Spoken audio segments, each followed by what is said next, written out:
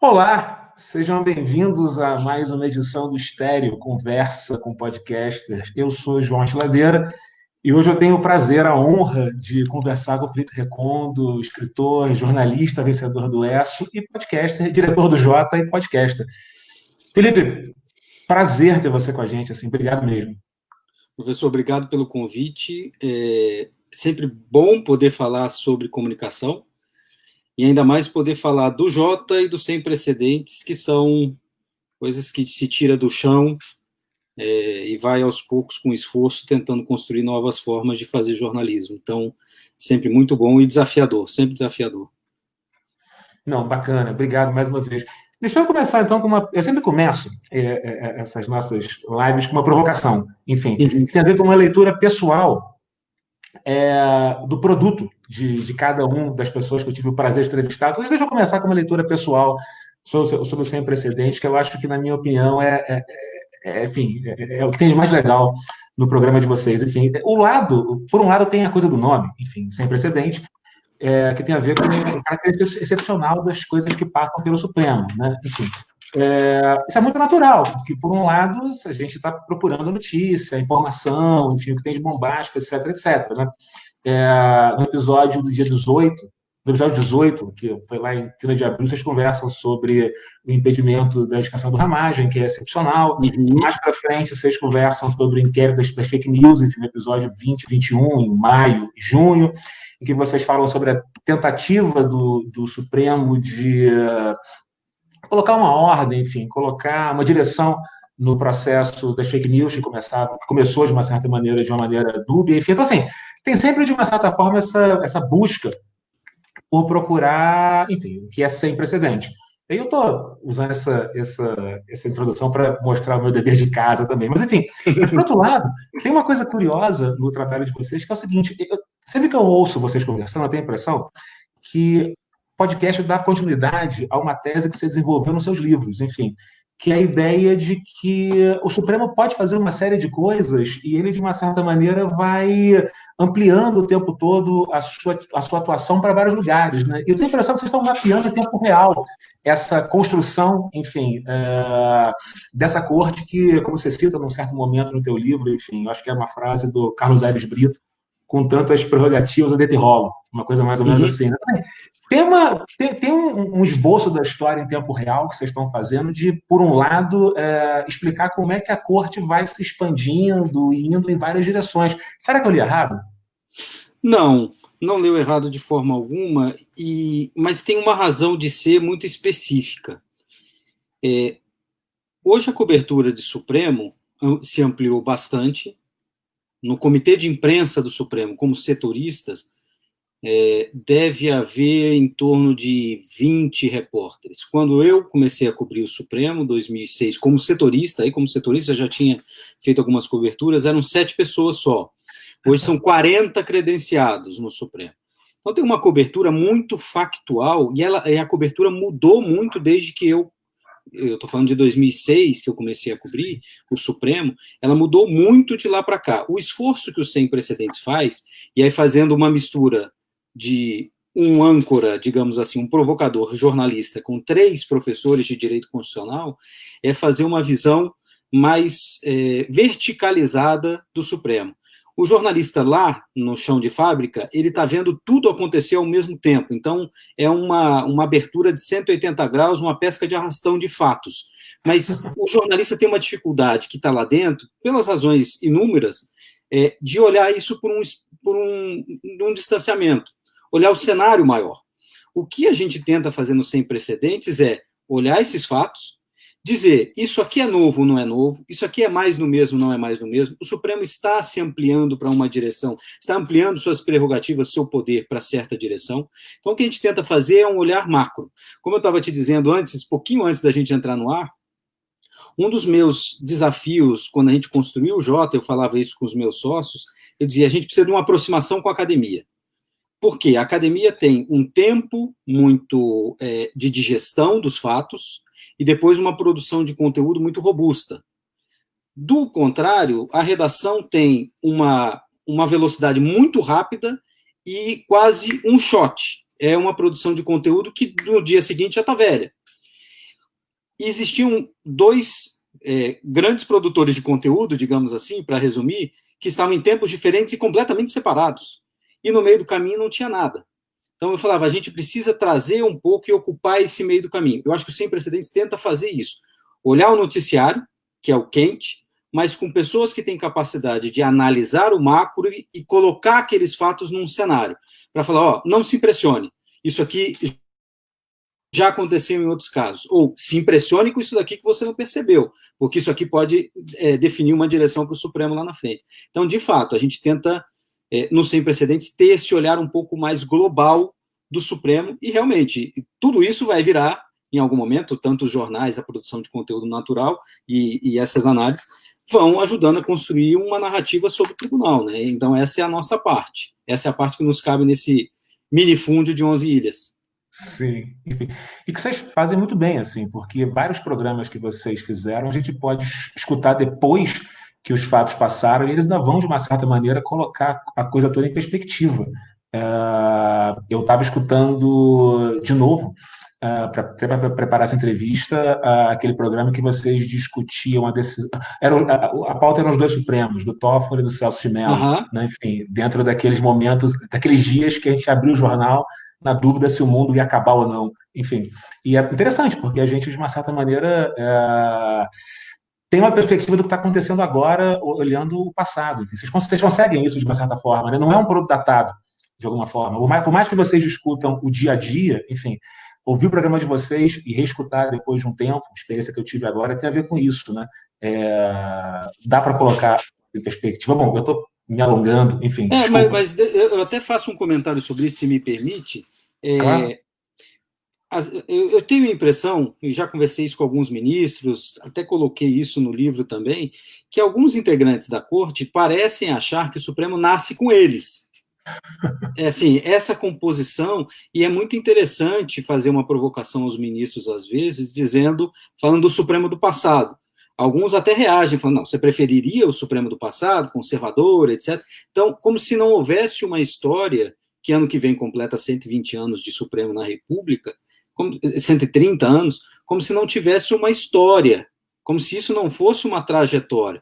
O que a gente tenta fazer, e a Juliana Cesar Alvim, o Tomás Pereira e o Diego Werneck analisando todo o passado, especialmente desde 88, né, vamos falar de um passado mais recente, até agora, é um caminhar, é uma trilha. Então, eu tenho a sorte de contar com esses três amigos que têm uma formação muito sólida e observação muito rica de Supremo, e ajudam a olhar o cenário global e trazendo esses pequenos fatos e falando, isso se encaixa aqui, ó, isso se encaixa nesse cenário de tribunal. Então, para mim, eu te digo o seguinte, melhor do que qualquer apuração é gravar o Sem Precedentes, porque eu saio dali com um diagnóstico, para mim, muitíssimo rico e preciso que eles fazem do tribunal.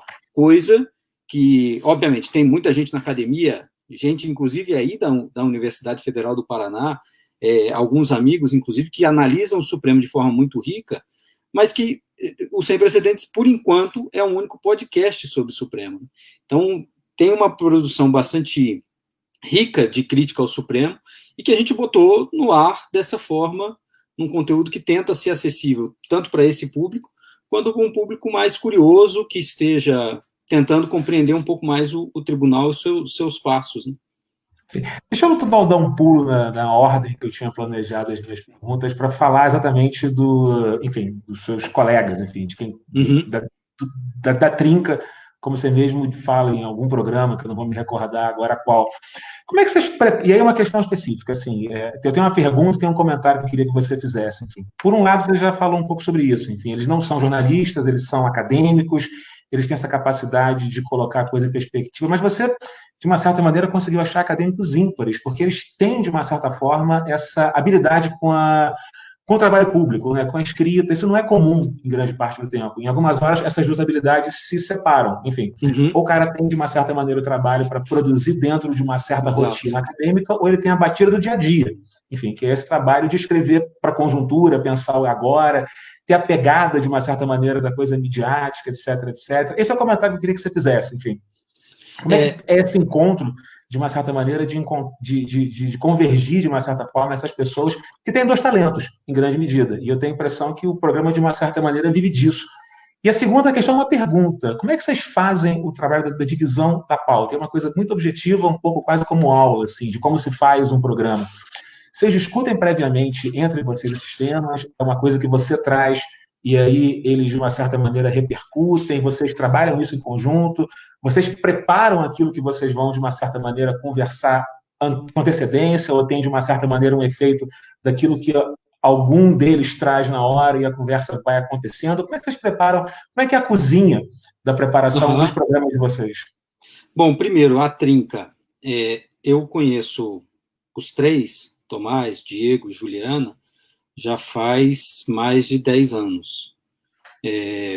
Como é aquela coisa, como eu já cubro, vai completar 15, acaba que você tem aproximação com algumas pessoas, troca informações, troca conhecimento. Os conheci, inclusive, quando fui participar de uma aula na FGV, os três estavam na FGV, se não me engano, na época. Não sei se a Juliana estava na UERJ, mas enfim, fui ao Rio de Janeiro para a FGV, para participar de uma aula, se convidaram para falar como é que era a cobertura, e aí a gente passou a ter um acompanhamento de certos temas e manter um diálogo.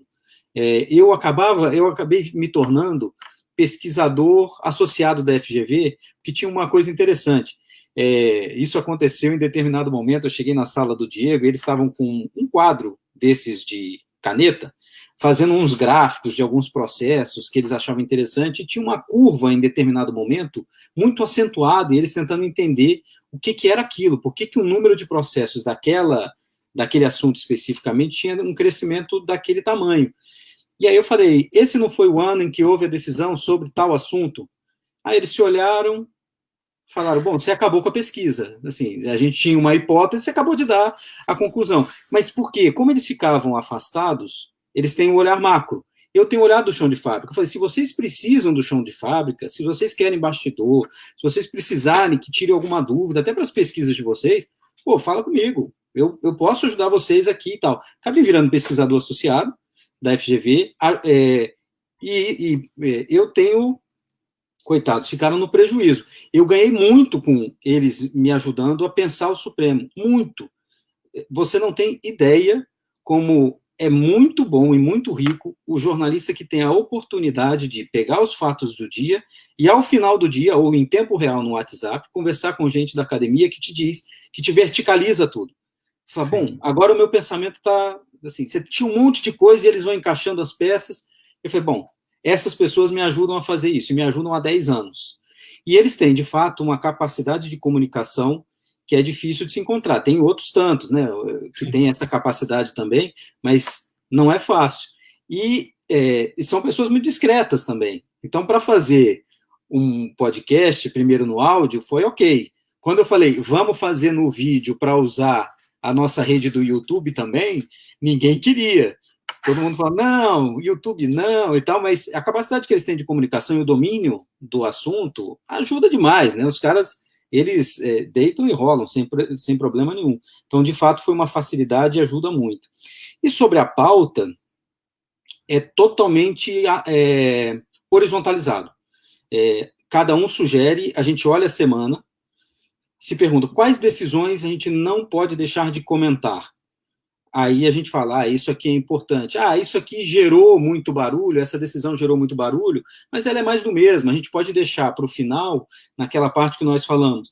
A gente sempre tem um bloco ao final que é uma personagem, uma decisão da semana, algum destaque. A gente pode deixar essas coisas mais quentes do ponto de vista, às vezes, político, mas que não tem grande repercussão para o tribunal, para o final. A gente organiza o que a gente acha importante, a gente faz realmente uma discussão entre nós, inclusive divide quem vai falar sobre o quê, em que ordem, e o que, às vezes, eu vou até aqui, você vai, avança um pouco mais. Isso a gente foi também desenvolvendo com o tempo, né, essa discussão de pauta para azeitar. No começo, por exemplo, desculpe se eu estou me estendendo até demais, mas no começo a gente fazia algo que precisava de muita edição. E a edição dá um trabalho danado, a gente não tinha quem fizesse edição, então tinha que ficar cortando. Então a gente foi se azeitando também, e quando a gente preparou uma pauta dizendo, são 3 assuntos no máximo por programa, e ao final a gente deixa esse bloco pequeno para a gente falar de coisas que sobraram ou que a gente acha que são importantes para serem mencionadas. E aí a gente faz essa divisão. Quem fala em que momento, sobre qual coisa. Quem começa, depois quem vai, e a gente fica o tempo todo online dizendo, você tem alguma coisa para falar sobre isso? Então a gente faz quase aquela mesa de edição de TV, várias televisões, e a gente se comunicando enquanto está gravando para definir esse tema. Mas a pauta é definida dessa forma, com todo mundo participando. Sim. Vocês mudaram o formato do programa. No começo, vocês experimentaram várias coisas, né? Teve alguns programas que você entrevistava e aí iam entrando, de uma certa maneira, alguns blocos. Vocês trouxeram alguns repórteres do próprio Jota, enfim, que falavam sobre política. Você fez programas em algumas horas que eram entrevistas, enfim, que tinham entrevistas ao longo do caminho, enfim, o Balanço de 2019, que é com o Fábio Zambelli, enfim, vocês foram procurando um formato e encontraram esse, assim. Esse deve ser o formato definitivo, ou vocês imaginam? Se você me disser que esse é o formato que vai funcionar, eu te digo que sim. Sim. Como a gente ainda não sabe exatamente qual formato funciona, em alguns momentos o formato mesa redonda funciona. Ele é muito clássico, ele tem suas facilidades, mas ele é batido. Tem que achar uma coesão para que ele funcione bem. Eu continuo sempre na dúvida e sempre me perguntando se é o melhor formato. Eu acho que para o público do Jota, pensando que é um público que já conhece Supremo, é um público que quem entra no Jota não está entrando no UOL.com.br, Estadão, G1, Globo.com, ele está entrando no Jota. Então ele está procurando notícia especializada. Portanto, não pode ser algo superficial, digamos assim. Não pode simplesmente passar pelos temas como se fosse um almanaque. Bom dia, hoje aconteceu tal coisa. Não, não é isso. E nós tentamos, em alguns momentos, como você bem mencionou, fazer alguns testes. Por exemplo, de tempo de gravação. Houve episódio que tinha 28 minutos, e aí a gente recebeu críticas de que, não, peraí, se é para isso, não é isso que eu espero do Jota. Eu espero do Jota mais profundidade. Bom, sim, beleza, mais profundidade, ok. Aí a gente falava, então dá para fazer profundo em 28 minutos, 30 minutos, que era a minha meta. Minha meta era 30 minutos, eu gosto do formato de 30 minutos. Aí eu falava, não dá, 30 minutos realmente não dá. Veja o Xadrez Verbal, tem episódio de quase 3 horas, né? Dava, a gente 4 horas e meia. O último teve 4 horas. O vento levou no podcast. A gente, na verdade, quando a gente começa a gravar, a gente marca sempre assim, vamos começar a gravar às 3 da tarde na sexta-feira. A gente começa às 3 a conversar, às 4 a gente começa a gravar, às 6 a gente desliga, às vezes. Porque a gente começa a conversar sobre os fatos, assim, a pauta é preparada antes, mas a gente vai conversando sobre as coisas, vai desenvolvendo o argumento, aí a gente começa a gravar, aí a gente grava até o final, e depois a gente começa a falar sobre o programa. Se foi bom, se não foi bom, o que ficou de fora, bastidor, para... Então, no final das contas, se a gente quisesse, a gente também faria um de 3 horas. Mas coitado de quem tivesse que ouvir, no caso de Supremo. Né? Mas a gente testou esses vários formatos. Hoje, se a exigência que as pessoas fazem do Jota é de profundidade, eu acho que esse, de fato, vai ser o formato. E acho que não é que os Sem Precedentes tenham um formato estanque. Eu posso, em determinado momento, junto com eles, fazer algo roteirizado e caminhar numa entrevista, por exemplo, numa conversa sobre um artigo do Tomás Pereira, por exemplo. Posso chegar para ele e falar, Tomás, vamos fazer um episódio extra aqui para você falar do teu artigo. E eu vou conversando com ele sobre isso.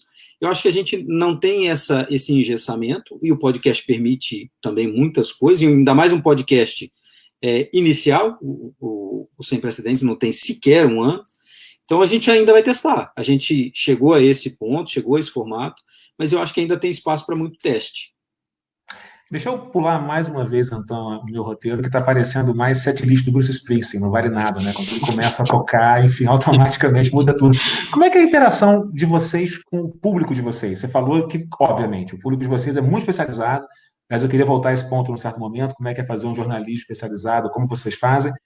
Mas vocês têm uma interação com o público de vocês, assim, ele interage com vocês nas redes, eles mandam mensagens como é que é o contato com as pessoas que ouvem o podcast? Sabe que a gente tem alguns retornos, mas não tem retorno tem poucos retornos de pessoas que ouvem e querem entrar. Geralmente, os mais aficionados, os que acompanham e gostam muito, e têm interesse, inclusive, em melhorar. E eu vou citar alguém daí, da Universidade Federal do Paraná. Quem são os aficionados? Miguel Godoy, por exemplo. Miguel Godoy, professor da Faculdade de Direito, termina, às vezes, de ouvir o programa, faz um comentário. Acho que faltou tal coisa. Ou esse ponto é muito interessante. É um cara que, assim, se eu talvez tenha que pagar salário um dia para ele, de tanto que ele nos ajuda a pensar o sem precedentes. E tem outras tantas pessoas. E também tem um outro ponto que é valioso em termos de jornalismo hoje, né? Quando você faz uma mesa redonda, você se aproveita das redes dessas outras pessoas que estão com você. Então, elas difundem também esse conteúdo. Então, às vezes, a interação vem por eles. Então, a gente recebeu o dia desse, por exemplo, a gente fez uma pausa agora no recesso, e, na verdade, foi por cansaço, porque falta de notícia nunca tem, mas dizendo, cadê? Estou esperando vocês. Mas essa é mais a interação que a gente vê. E tem uma interação que começa a ver também do Supremo. O primeiro episódio que nós gravamos, do Sem Precedentes, houve o pedido de um ministro do Supremo para que nós mandássemos para ele, mas aí é old school, né? Pediu para a gente degravar, botar no papel e mandar para ele o conteúdo. Transcrever, né? Transcrever. Não, a gente infelizmente não tem condições, mandei o link, não sei se ele ouviu. Mas isso tem chegado a eles. O pessoal do Supremo também ouve, então isso começa a gerar um pouco mais de reação. Mas, por enquanto, ainda é muito tímida. E num grupo pequeno de pessoas que são bastante amigas e ajudam a fazer o Sem Precedentes também. Eu tenho essa pergunta que eu ia fazer, eu estou me coçando agora, já que apareceu, vou fazer de imediato. Enfim, você comentou já que, enfim, as pessoas no Supremo ouvem, assessores, enfim, outros juízes. Você já falou isso. Vou fazer uma pergunta que eu tenho muita vontade de saber. Assim, os ministros escutam. Bom, você falou que sim, que o primeiro, enfim, pediram para transcrever, inclusive, mas teve algum feedback já de algum dos ministros? Olha, eles não. Vamos pensar que são pessoas, todas elas, da casa de 50 para cima. Não são pessoas acostumadas a isso, são pessoas extremamente ocupadas também, que não necessariamente vão ter uma hora do dia para ouvir. O que chega para eles, pode chegar, geralmente é por assessores.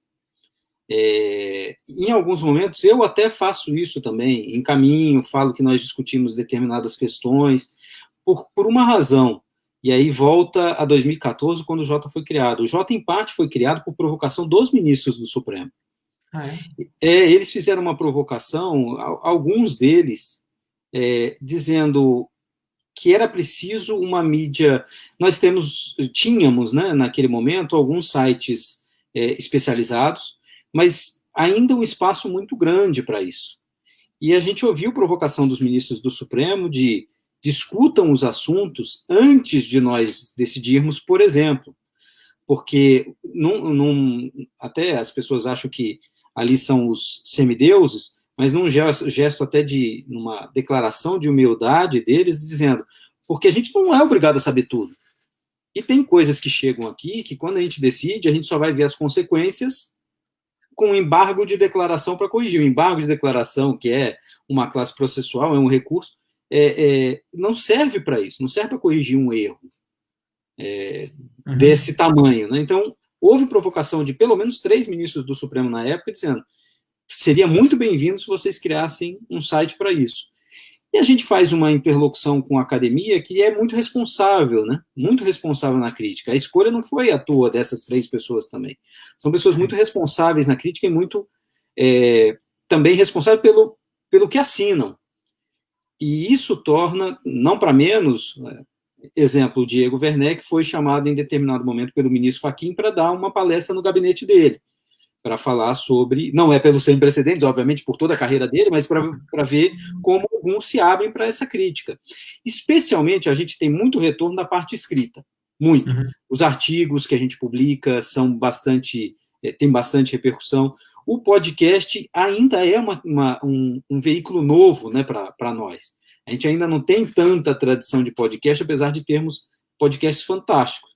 Mas isso ainda não chegou ao ouvido dos ministros. Ou se chega por reporte de alguém do próprio gabinete que fala, teve tal coisa no Sem Precedentes que falaram isso aqui ou aquilo lá. Mas é assim. Sim. Então, já que você me deu essa deixa, agora eu vou voltar para a minha ordem usual. O Jota tem já alguns anos, enfim, 6, pelo menos, e tem vários produtos, né? Enfim, Uhum. os seminários pela internet, os webinars, enfim, inclusive um deles recentemente com o próprio ministro Barroso, que aliás vai estar amanhã com o Felipe Neto. Eu estou me coçando Exatamente. para assistir, acho que vai ser bem legal. Qual é o lugar que o podcast ocupa dentro dessa estrutura do Jota, que faz várias outras coisas em várias outras mídias também? Tá aí uma boa pergunta, porque isso foi um debate longo internamente. E o Jota é bastante transparente em absolutamente tudo que faz. Para você ter uma ideia, a gente tem o Slack, a gente funciona muito internamente pelo Slack, que é uma forma de comunicação de todos, e todas as nossas contas, por exemplo, são abertas no Slack para qualquer pessoa que trabalha no Jota. Então, as pessoas sabem como estão as receitas, as despesas, se nós temos diminuição ou aumento de assinante. Elas sabem absolutamente tudo. A única coisa que a gente não abre para ninguém, internamente, obviamente, é o salário de cada um, porque isso é uma coisa privada de cada um. Mas o Jota é bastante transparente nisso. E o dos produtos, idem. Quando nós criamos o Jota, e foi 2014, a gente tinha uma ideia inicial de fazer um conteúdo meramente jornalístico tradicional. Um site ou uma revista eletrônica para as pessoas lerem. E a gente se fez a provocação porque isso aconteceu com todos nós que fundamos o Jota em algum momento, isso aconteceu com todos nós. Algum advogado perguntar, você tem alguma informação sobre determinado assunto? Sobre um processo que vai ser julgado? Você sabe quando esse processo vai entrar em pauta? Perguntas legítimas, de fatos públicos, Sim. E que eles não tinham acesso. As pessoas não respondiam isso para eles. E a imprensa tradicional não respondia isso para eles. Eu decidi sair do Jornal Estado de São Paulo e construir, junto com o Seligman e com meus outros sócios, Laura, Fernando, Mark, construir o Jota no momento em que a minha mulher, que trabalhava no Supremo, é assessora concursada, falou, eu não leio suas matérias para me informar sobre o Supremo. Neste momento, eu percebi o seguinte, existe uma demanda por conteúdo qualificado. Se existe uma demanda por conteúdo qualificado, e a gente foi fazer contas, né? Mais de 1 milhão de advogados, 16 mil juízes federais, não sei quantos estaduais, por aí 400 mil estudantes de direito, bom, tem público. E a gente falou, a gente precisa criar um produto, porque a assinatura não vai bancar. A assinatura não banca. Sim. A assinatura tradicional, simplesmente para ler o site, na nossa receita, é claro que é muito valioso. É uma boa parte da nossa receita, mas só isso não banca.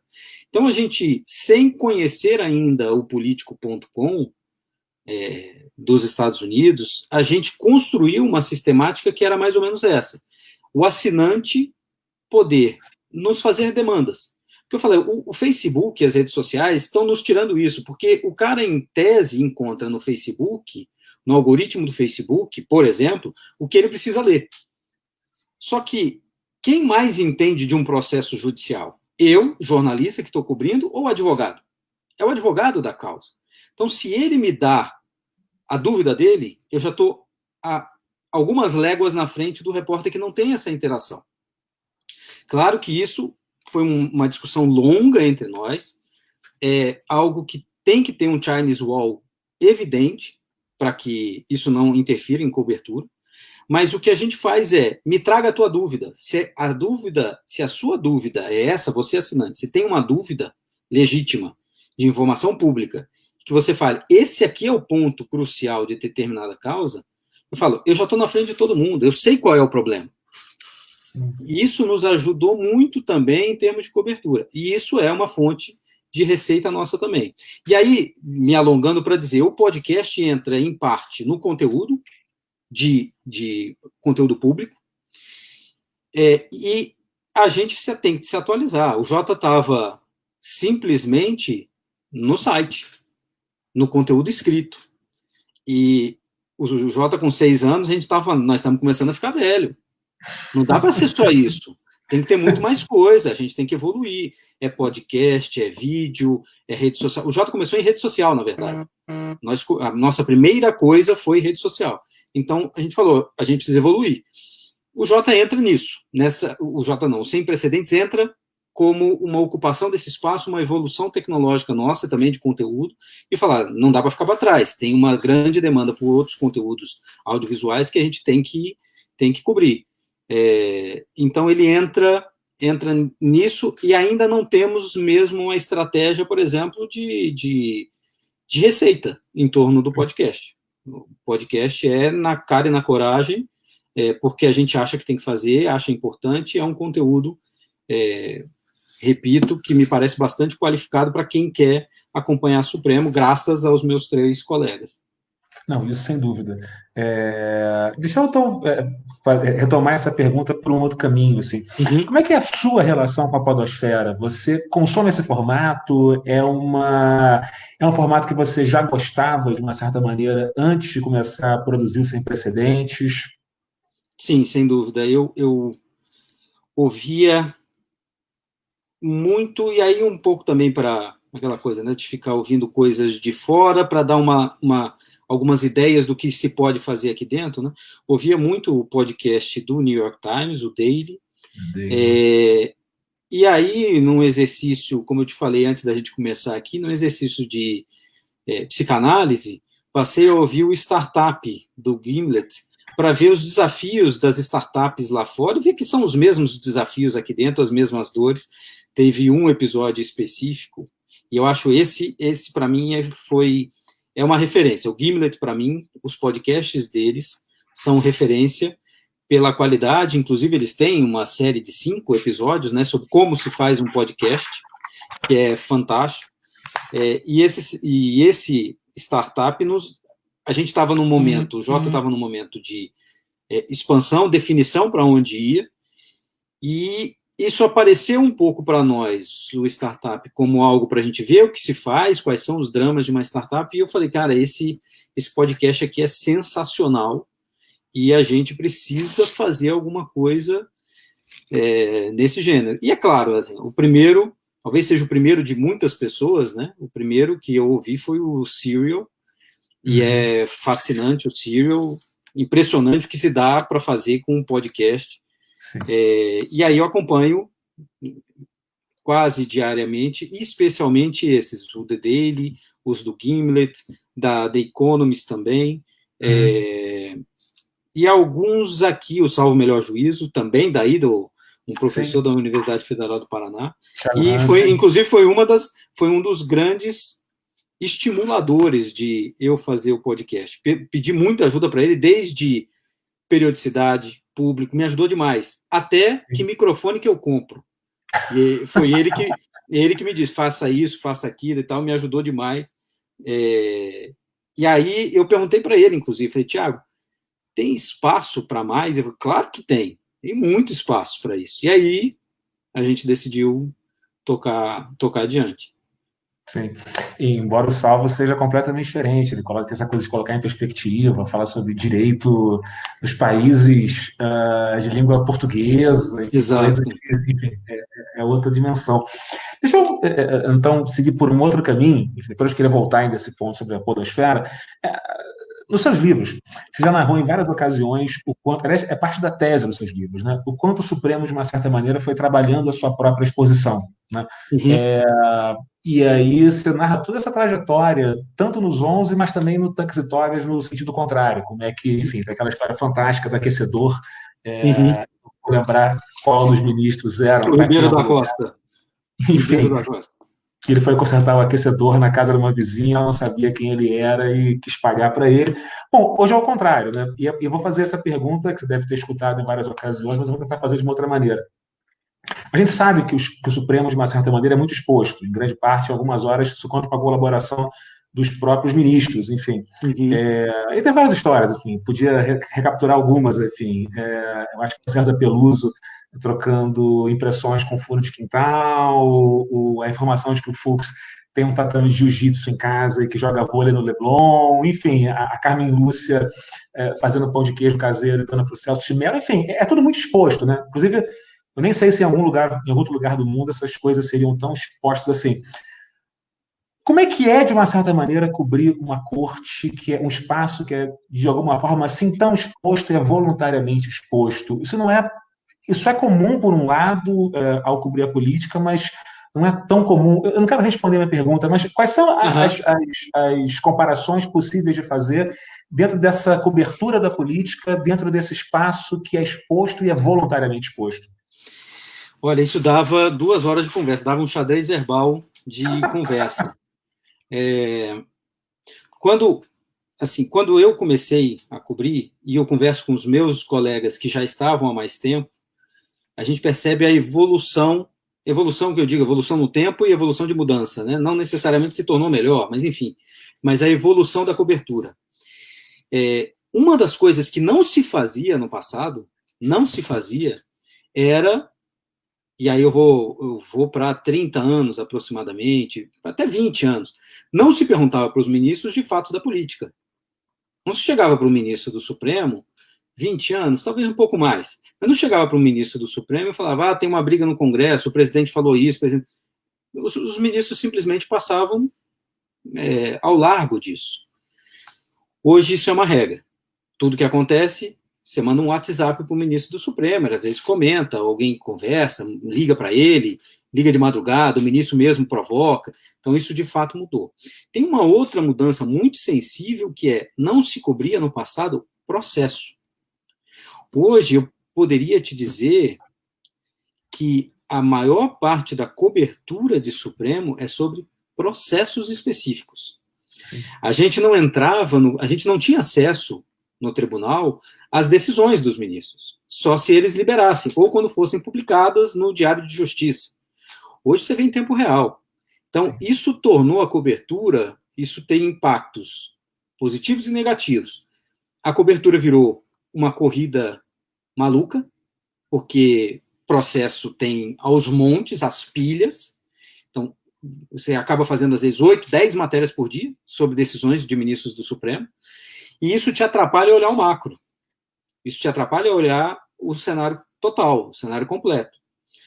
E o Supremo também não ajuda muito a olhar o cenário completo, dada a fragmentação que ele tem. Por isso, um exercício, às vezes, semanal é necessário para a gente tentar encaixar algumas peças. A cobertura ficou realmente muito diferente.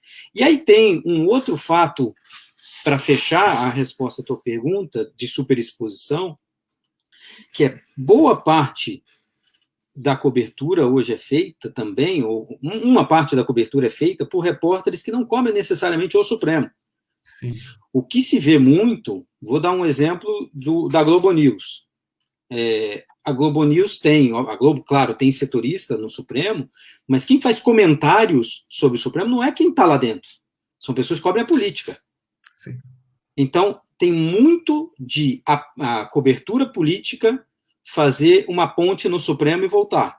E isso também tem inúmeras razões, obviamente, mas isso gera alguns ruídos, porque o Supremo, a cobertura da política no Supremo, ela não diz tudo sobre o tribunal. Ela é muito de momento, ela é muito circunstancial, mas ela não ajuda a definir qual é o futuro do tribunal. Assim, tem muita gente que diz, o Supremo, no governo Bolsonaro, impôs limites ao governo. Impôs? Impôs se você olha no processo, se você olha numa decisão. Mas olha o global, será que impôs? Então, isso, de fato, é um grande desafio. Eu fico me perguntando sempre para onde vai a cobertura de Supremo. E para onde eu sou diretor de conteúdo do Jota e tenho que falar com os meus colegas para saber como é que nós vamos trabalhar isso. Porque uma decisão do Supremo, uma decisão do plenário, está no G1, está na Folha, está nas redes sociais, e a pessoa não precisa entrar, não precisa pagar necessariamente para ver isso. O Jota, a pessoa tem que pagar. Então, Sim. Como é que a gente se diferencia para justificar isso? Então, essa é uma pergunta que eu sempre me faço. Como é que a gente se faz algo que seja valioso para esse público e que continue sendo relevante numa corte super exposta? Então, é uma pergunta sem resposta, é uma pergunta que gera desafios todo santo dia, e vai ser sempre assim, né? A cobertura não para, a instituição vai mudando, e cada peça que sai do Supremo gera uma mudança, então gera uma alteração de forças e tal. Então, é algo para que eu não tenho resposta, eu só tenho do dia de hoje. Hoje está Deixa eu, assim, amanhã está diferente. sim. Deixa eu voltar a esse ponto, então, talvez por uma outra perspectiva, porque, assim, ter políticos como fontes usuais que falam do que acontece dentro do Congresso não é uma novidade, enfim. Eu não Uhum, me recordo quem, contando que o Fernando Henrique, quando era senador, era uma excelente fonte. Eu não uhum. me recordo quem falou isso, não sei se é o Conte, enfim, não lembro, mas enfim. Mas também não importa. Então, assim, é parte da dinâmica da política essa comunicação sistemática com a imprensa. Será que essa necessidade de comunicação do Supremo para fora não tem a ver com uma dessas vertentes, enfim, de uma dimensão cada vez mais politizada do tribunal? Porque você próprio narra no seu livro que o Supremo vive nessa tendência, enfim, entre discussões que são técnicas, por um lado, mas que também, de uma certa maneira, têm impactos políticos, né? Será que tem a ver, de uma certa maneira, com isso também, enfim, com a autoconsciência de um autor político que cada vez entende melhor o seu papel dentro dessa arena de discussão? João, a sua pergunta, eu acho que é muito benevolente com o Supremo. Uau. É, porque, veja só, eu acho que essa é uma possibilidade. E uma das razões pode ser essa, mas eu não sei se ela é a razão central. Eu te adianto aqui, tem um projeto para falar ainda de comunicação do Supremo e tal, mas se a gente volta ao primeiro assessor de imprensa contratado pelo Supremo, assessor de imprensa mesmo, assim, jornalista, para pensar a comunicação, não advogado. No passado, contrataram um advogado que fazia uma espécie de RP, Sim. sabe, alguma coisa assim, de mandar material. Em determinado momento, até o assessor de imprensa acumulava o cerimonial do CNJ, por exemplo. Era uma coisa meio esquisita, enfim. Mas se você Sim. volta nesse passado, o primeiro assessor de imprensa que ia ocupar espaço na mídia, ocupar espaço nos jornais, e botar tudo que tinha de interessante do tribunal. Então, aí eu poderia te dizer que o Supremo tentando mostrar, e o Supremo não, era uma pessoa que convenceu os ministros de que aquilo era importante e os ministros, no final das contas, nem sabiam o que estava acontecendo. Essa pessoa foi marcando posição, colocando o tribunal no dia a dia da imprensa, e isso foi num crescendo. O tribunal foi ganhando mais legitimidade, foi mais apreendido pela opinião pública, e aí dá um salto. Isso foi em 94, estou falando de 94, Sim. 95. E aí dá um salto depois para 2006, 2003, que é uma mudança completa do Supremo, em que grandes processos e grandes assuntos chegaram ao tribunal, e aí já era uma mega exposição. Mas uma das razões de grande comunicação que a gente percebe também é do conflito interno. Então, se você... E por que eu disse que é benevolente? Porque eu teria que pensar que essa foi uma estratégia conjunta, institucional, e ela nunca passou por isso. Ela foi muito individualizada no passado, como eu te disse, o ministro contratou um assessor de imprensa, Irineu Tamanini, e ele, Tamanini, foi estabelecendo trabalhando comunicação do tribunal e tal, mas não houve uma conversa do Pertence com os outros 10 ministros para dizer, vamos ter uma comunicação do tribunal para mostrar para a sociedade o que nós estamos produzindo. Nada, não houve nada pensado. A comunicação do Supremo nunca foi, acho eu, e tenho entrevistado todas essas pessoas para mostrar isso, para tentar analisar isso, ela nunca foi pensada conjuntamente. Boa parte das fontes que se construíram na relação com jornalistas também foram por querer marcar uma posição dentro do processo. Ministros que usam a imprensa como balão de ensaio para uma tese, que alimentam a imprensa em determinada direção, que acham mais correta, ou de um julgamento, ou de um debate público, mas eu não vejo, eu acho que é uma consequência. Nisso eu concordo com você, há uma consequência. O tribunal hoje mostra que é um ator relevantíssimo e equilibrado com os outros poderes. Mas eu acho que isso nunca foi uma estratégia. Eu acho que, às vezes, até os vícios e os problemas internos do tribunal geraram mais comunicação do que as próprias virtudes.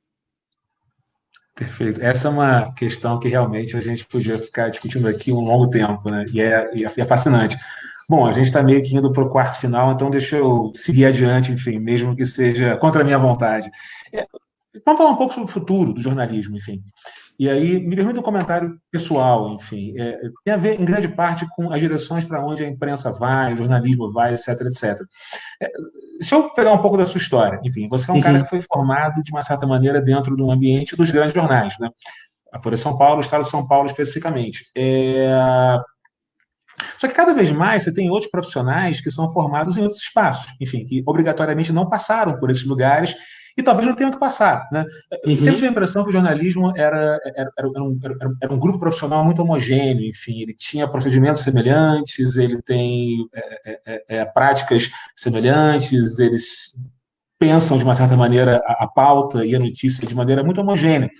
Eu sempre tive a impressão que isso vem em grande parte por conta do trabalho da redação, que funciona como essa grande escola, a grande redação que funciona como uma grande escola na qual todo mundo passa e aprende o serviço.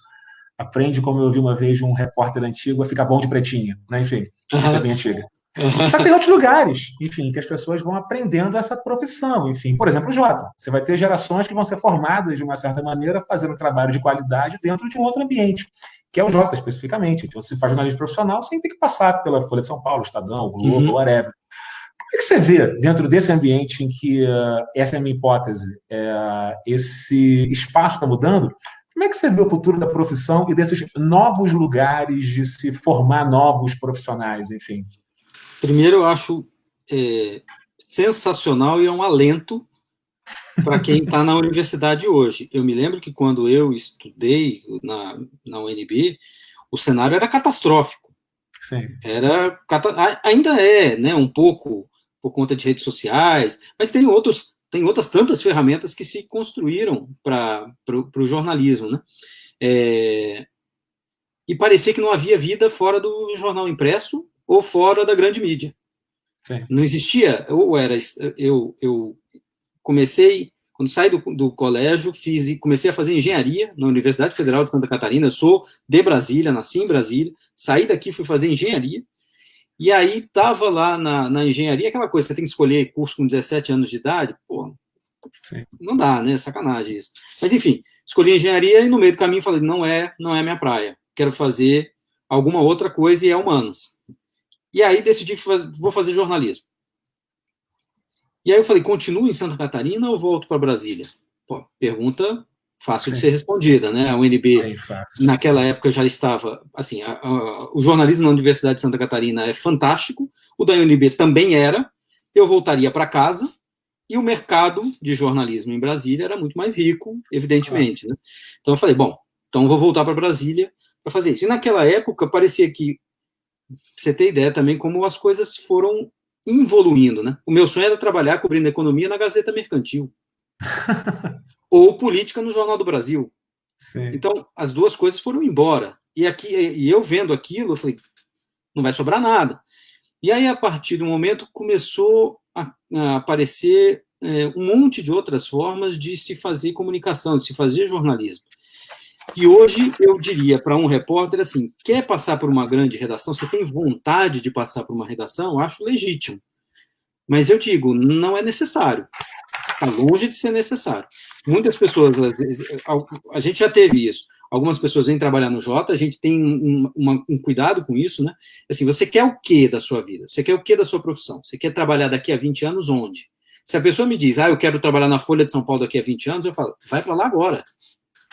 Não vai daqui a 20 anos, primeiro porque daqui a 20 anos não vão te aceitar. Você vai estar velho. Você vai estar caro.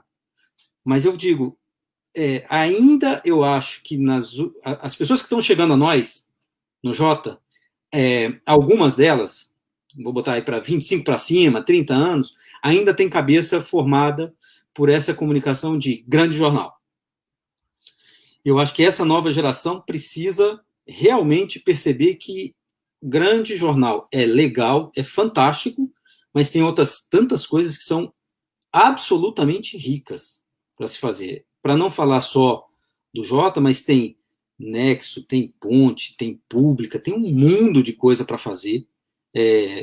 Tem redes sociais, dá para fazer podcast, tem muita coisa para fazer.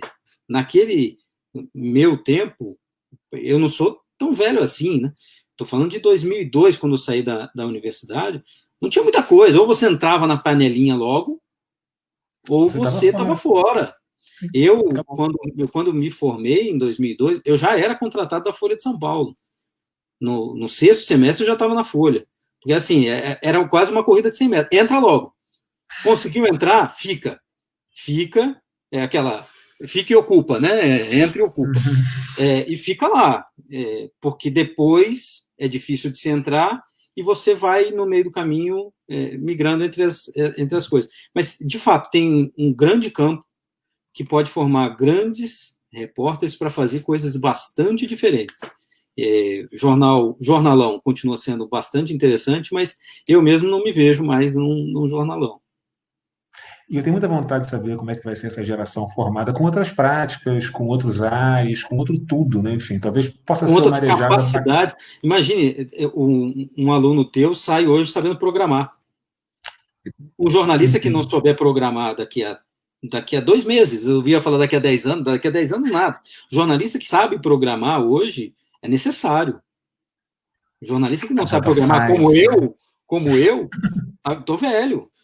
Sim, Então, sim. esses lugares vão estimular isso. Nós temos 5 pessoas de dados no Jota, Sim. trabalhando o tempo todo com jornalismo também. Não jornalismo de dados, não é isso. Não estou falando de jornalismo de dados, estou falando de predição. Estou falando de prever o que vai acontecer com os dados. Assim, não é mais o jornal falar do fato de ontem ou o fato de hoje, é falar do que vai acontecer. Os dados permitem isso. Um jornalista que souber programar, ele consegue fazer muita coisa. Veja, o New York Times passou por uma experiência diferente da nossa aqui. Né? Lá, o governo simplesmente não queria divulgar os dados de Covid. Não ia divulgar. Sim. E aí o New York Times montou uma base de dados e começou com programação e começou a buscar os dados. E aí ele próprio fez uma base de dados. Então, sim. Não tem como não fazer isso. Essa não era uma questão que eu tinha imaginado, mas já que você tocou nesse ponto, fala um pouco sobre como é que é esse esforço de ciência de dados dentro do Jota. Você comentou que vocês têm 5 caras lá, eu já tinha percebido isso olhando o material de vocês e tal. Fala um pouco sobre como é que é essa experiência, o que vocês fazem, o que vocês esperam disso no Jota, pontualmente, por favor.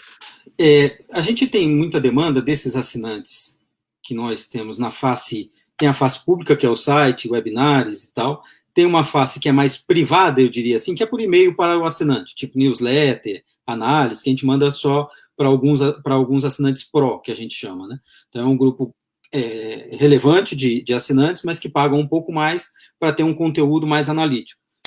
E a gente quer usar ciência de dados para dar para essas pessoas mais previsibilidade. A nossa missão, está lá no nosso site, é dar previsibilidade para quem toma decisões.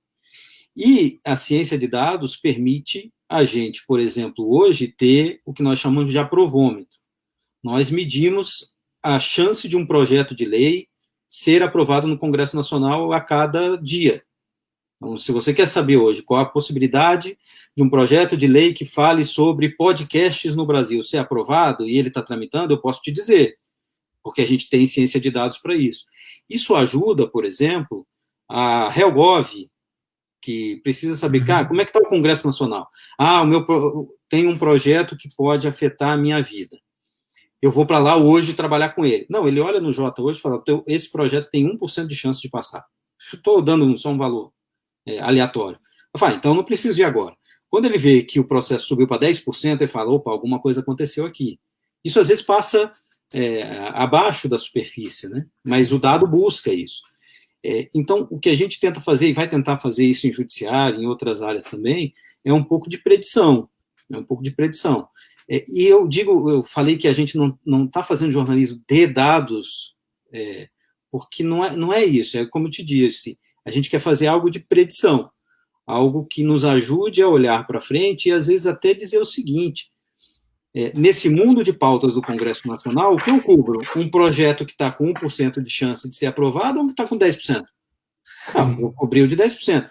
E mais, e se ele tiver com 90% de chance de ser aprovado, eu nem preciso mais cobrir, ele já está aprovado. Então, eu posso voltar para o outro. Então, ajuda também a gente no processo de escolha. E acho que é impossível qualquer empresa que trabalha com comunicação não trabalhar com isso também. Então, isso faz parte hoje muito do que nós fazemos no dia a dia. Perfeito. Felipe, pergunta final. Enfim, a gente está num momento político, digamos assim, político e no que se refere também à política no que toca o judiciário, Uhum. sui generis, né? Enfim, para ser delicado. Se você fosse fazer um balanço do que você acha que, de uma certa maneira, deve ser relevante para os próximos meses, para as próximas semanas, qual o horizonte aí que você poderia compartilhar com a gente? Tem um comentário que a gente ouve bastante de quem cobre política, especialmente, né, Congresso Nacional, que esse é um governo que você tem que acompanhar semana a semana. Você não consegue fazer uma projeção para 2 semanas. Agora, ele refluiu um pouco. Esse clima, todo mundo está percebendo, né? O clima baixou bastante, a poeira assentou um pouco, por inúmeras razões que não vêm ao caso. Então, a gente pode ter um pouquinho mais de previsibilidade em algumas coisas. Eu te diria que o nosso foco, por exemplo, até o final do ano, vai ser algo que parece extremamente sacal, mas que é definidor, que é a cobertura do orçamento no Congresso Nacional. Uhum. Isso parece uma coisa absolutamente sacal. Eu, quando cobri o Congresso Nacional, gostava de cobrir orçamento, inclusive, porque tinha vindo da cobertura de economia. Eu cobria Banco Central, Ministério da Fazenda e fui para o Congresso. E aí gostava muito da pauta econômica no Congresso Nacional. Porque no orçamento desse ano nós vamos ver o governo se articulando para ter uma capacidade de entrega social, ou seja, um Corona Voucher mais gordo ou um Bolsa Família repaginado, Sim. que vai garantir num cenário econômico catastrófico, né, um mínimo também de poder de compra para essas pessoas que precisam, mas ao mesmo tempo isso vai garantir ao governo uma aprovação, uma aprovação pública, né? Uma certa continuidade de popularidade, com, evidentemente, uma necessária criação de novo tributo. Então, nós vamos ter, até o final do ano, uma guerra no Congresso Nacional em torno disso.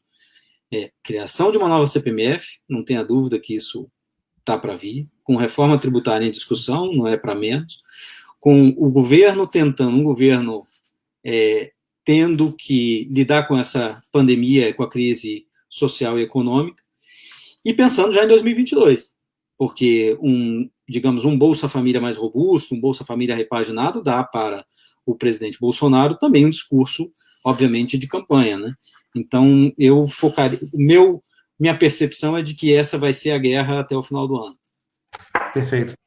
Felipe, está chegando ao final agora de verdade. Enfim, tem mais alguma coisa que eu deixei passar e que você gostaria de dizer?